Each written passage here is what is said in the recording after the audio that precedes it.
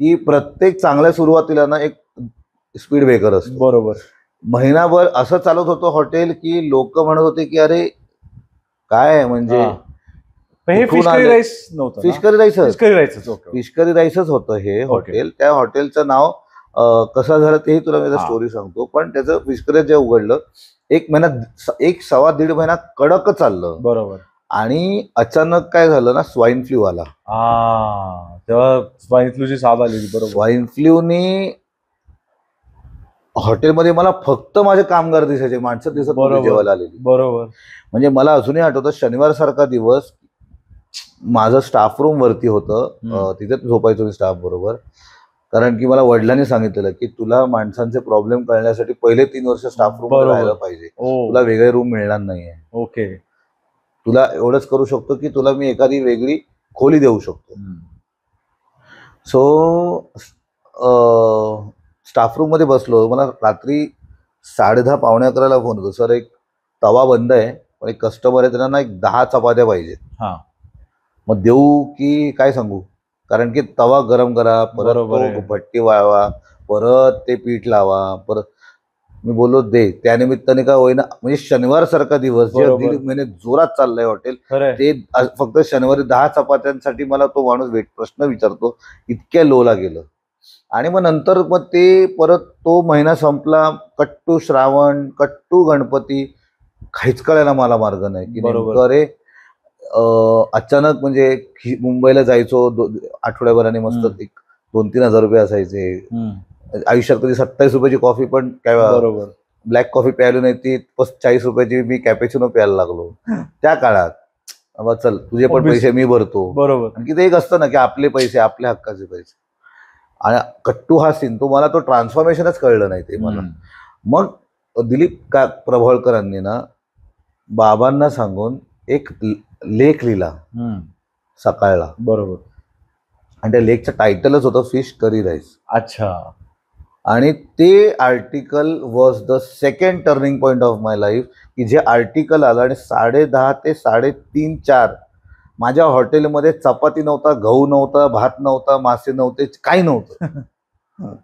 म्हणजे सगळं संपलं होतं. आणि 4:30 वाजता मी परत मासे कुठे मिळतात का पुण्यात बघायला गेलो. तसं मला पुण्यातले मासे कळले.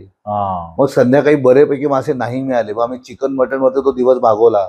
बाबा स्वतः सगळ्यांशी बोलले की आज नेमका लेख आला, त्याच्यामुळे खूप रिस्पॉन्स झाला. पण बाबांकडे बघून त्यांचं ते पोलाइटनेस कडून तेवढा एक दिवस नेला. मग दुसऱ्या दिवशी वाजता मग मोठी तयारी करायला. बरोबर.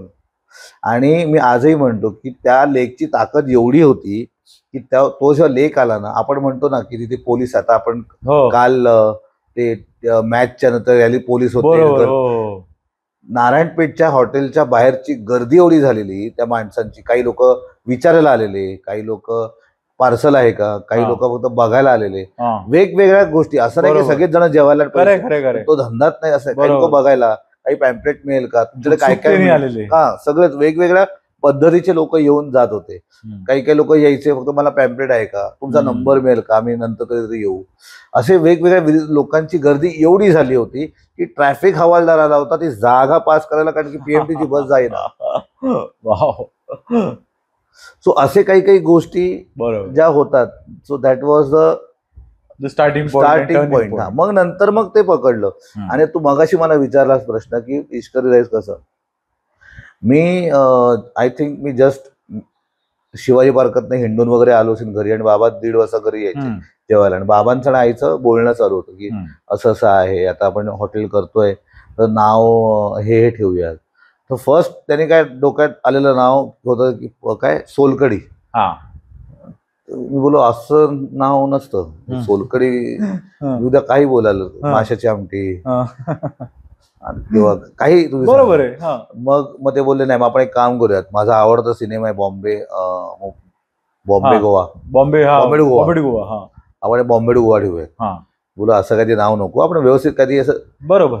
कुठल्या तरी शीला रिफ्रेशमेंट, वैभव, असं कधी प्रॉपर नाव, प्रॉपर किंवा काही कोणाच्या नावांनी असं नाव असलं पाहिजे जे आपले नॉर्मल टिपिकल एक साऊथ इंडियन नाव डोक्यात असतात तसं. मग ते बोले असं सगळं नसतं रे, तू मला तर नावं शिकवशील का. हम्म. त्यांचा एका पॅटर्न होता बोलायचा बरोबर. बाबांचा. हा. तर ते बोलले आतापर्यंत सगळ्या नाटकांची नावं मी ठेवली. हा. आणि त्यांनी मला जेव्हा उदाहरण दिलं हा. की नाटकाचं नाव कसं असलं पाहिजे, मुद्दा समजला पाहिजे, की एका लग्नाची गोष्ट संपलं, बरोबर. विषय संपला, तुला नाटक कॉमेडी आहे का हा प्रश्न कोणी विचारला नाही. Correct correct. 4 दिवस प्रेमाचे. सो ते बोलले की ह्या नाटकाचं आपलं ह्या हॉटेलचं नाव असेल फिश करी राईस. हा. आपल्याला वेगवेगळ्या आमट्या बनवता येतात, त्याच्यामुळे बरोबर. अनेक प्रकारच्या आमट्या बनवायच्या, मासे आणि राईस. जसं गोव्यात वडापाव बोलतात, मुंबईत वडापाव बोलतात, तसं पुण्यात गोव्यात फिश करी राईस बोलतात. बरोबर. आपलं हॉटेल सारस्वत आणि कम ते ह्याचं आहे, सारस्वत कम नॉर्थ कॅनरा कारवारी पद्धतीचं जेवण आहे. तो फिश करी राईस लोक तुला विचारणार पण नाही. आणि दॅट इज मी बोललो, मी तुला खरं सांगतो, ओपनिंगच्या तारखेपर्यंत ना मी माझ्या मित्रांना सांगत नव्हतो नाव.